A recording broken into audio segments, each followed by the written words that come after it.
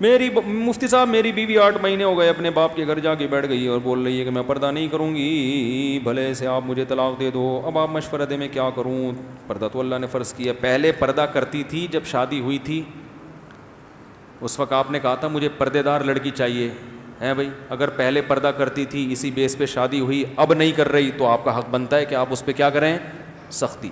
اگر پہلے پردہ نہیں کرتی تھی، آپ نے ایز اٹ از کو قبول کیا، اس کا مطلب آپ بھی مینٹلی طور پہ ریڈی تھے، وہ بھی ذہن میں تھا کہ مجھ سے پردہ نہیں کروائے گا. اب آپ گن پوائنٹ پہ پردہ کروائیں گے تو یہ کام آگے چلے گا نہیں.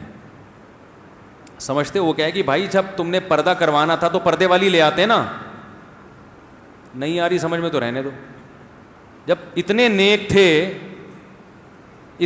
تھے کہ تم بے پردگی برداشت ہی نہیں ہوتی تو تمہیں تو پہلے سے پتا تھا میں پردہ نہیں کرتی، تو پھر کوئی پردے والی تلاش کر کے لے آتے.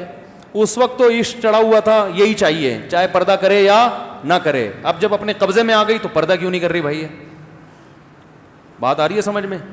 اب جب بیگم اپنے قبضے میں آ گئی، ہوم ڈیلیوری ہو گئی صحیح ہے، ابا گھر پہنچا کے چلے گئے باقاعدہ. ہوم ڈیلیوری کے بعد جب مکمل قبضہ ہو گیا، اب آپ کو اعتراض ہو رہا ہے پردہ کیوں نہیں کرتی؟ تو وہ بولے کہ بھائی یہ اعتراض پہلے ہوتا نا. تو اگر پہلے اعتراض نہیں ہوا تو اب آپ زبردستی نہیں کر سکتے. ہاں محبت سے ضرور سمجھائیں، بیانات خود نہ سمجھائیں. بیوی کی عادت ہوتی ہے جو چیز خود سمجھاؤ گے اس کا الٹ چلے گی، وہ لازمی. اس کو کہیں شیطان نے یہ دماغ میں ڈال دیا ہوتا ہے کہ میرا میاں کبھی بھی صحیح بات نہیں کرے گا. اس کو آپ یہ بولو کہ تم بیگم مجھے یہ سر پہ 1 منٹ کے لیے بھی دوپٹہ برداشت بولو نہیں ہے. ہم کوئی مولوی خاندان کے لوگ ہیں؟ اس طرح سے بولو گے نا تو موٹی موٹی چادریں سر پہ ڈالنا شروع کر دے گی آپ کو تپانے کے لیے. ٹھیک ہے، آپ بول رہے ہو کہ یار ان کو مفتی صاحب کو ہمارے گھر کا پتہ کیسے چل گیا؟ یہ سب باتیں تو بالکل صحیح کر رہے ہیں. تو یہ ہوتا ہے جو بولو گے الٹا چلے گی. عورت تو میاں کو مانتی کہاں ہے؟ وہ کہ تو کون ہے، تیری اوقات کیا ہے؟ وہ نیک ویک آدمی گھر سے باہر ہوتا ہے میرے بھائی، گھر میں کوئی نیک نہیں ہوتا. سب گھر کے باہر کی باتیں ہیں. میں بہت اچھا بہت زندہ. باقی عورت وہ ٹیڑے والا قصہ جو ہے نا، وہ ٹیڑے ٹیڑے اڑ رہے تھے، وہ سوچ لیا کریں. تو اس لیے اب حل یہ ہے کہ خود نہ سمجھائیں، علماء کے بیانات لگا دیا کریں. تبلیغ والوں تبلیغ میں لے کے جائیں اس کو، وہاں وہ بیان سنے گی. اب اس طرح سے آہستہ آہستہ اس کو دین پہ لانے کی کوشش کریں. دعائیں مانگیں، بہت دعاؤں کا بڑا اثر ہوتا ہے. اور بیانات سنوائیں علماء کے. خود بولیں گے، جتنا بولیں گے اتنا ہی ضد میں آئے گی. وہ بڑی ضد پنا چل رہا ہے آج کل مارکیٹ میں. جتنا سمجھائیں گے نا اتنی بے پردگی پر اور مضبوط ہو جائے گی. اور ایک وقت آئے گا کفر بولنا شروع کر دے گی. پھر وہ بولے گی اسلامی کو نہیں مانتی. یہ مارکیٹ میں ہو رہا ہے یہ. تو بڑے ٹیکنیکل طریقے سے سیاست سے بالکل چھوڑ دیں اس ٹاپک کو. علماء کے بیانات کسی بزرگ کے پاس لے جایا کریں، ان کے بیانات سنوائیں. یہ سب سے بہتر راستہ ہے خواتین کو انسان بنانے کے لیے. تبلیغی جماعت میں لے جاؤ. 3-4 دن جب دیکھیں گی نا سب برقعے میں، اسکارف میں، اللہ رسول کی باتیں، ایسا سکون ملے گا. اس کا دل چاہے گا کہ میں بھی.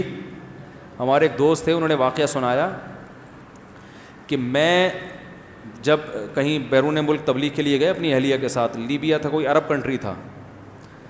تو ایک عرب سے ملاقات ہوئی. اس نے کہا میں اپنی بیوی کو حج پہ لے کے جا رہا تھا، یہ حج پہ نہیں گئی. ایک باپردہ خاتون ملی نا، فل اسکارف میں، فل پردے میں.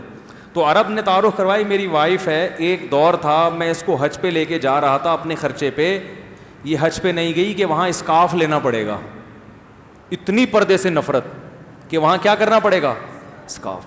حج پہ نہیں، حج تو فری کی آفر آ رہی ہے، کون چھوڑتا ہے؟ اتنے دنوں کے لیے بھی اسکارف برداشت نہیں تھا. کہہ رہے تبلیغ جماعت والے آئے، ان میں خواتین بھی تھیں. اس کو میں نے ویسے ہی بٹھا دیا. میں نے کہا سلام دعا کر کے آ جاؤ، اور پھنس گئی.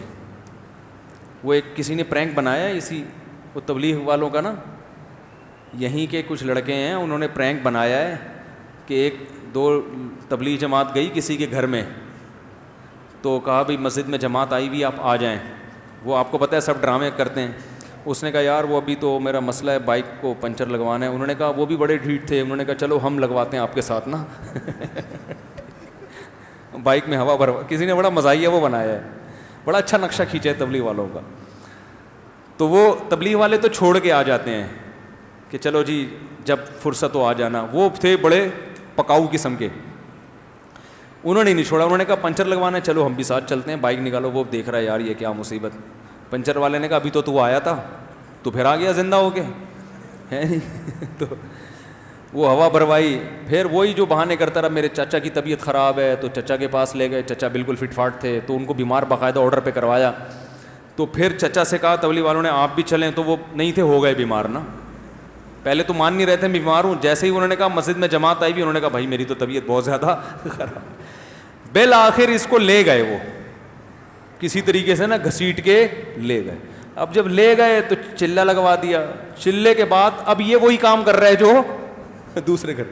تو کسی کے گھر گیا, دروازہ نوک کیا, ہاں بھائی جماعت آئی ہوئی. اس نے کہا بائک میں ہوا نہیں ہے. اس نے کہا بھائی تو آخر میں ادھر ہی آئے گا, ٹھیک ہے, ٹائم ویسٹ نہ کر. میری بھی بائک میں ہوا نہیں تھی, میرے بھی چچا بیمار تھے, پہلے وہ مان نہیں رہے تھے, پھر وہ ہو گئے. تو تیرے بھی ابھی کوئی پھپھو بیمار ہوں گی, تو بہتر یہی ہے کہ اپنا ٹائم بھی بچا اور ہمارے کچھ آ جا.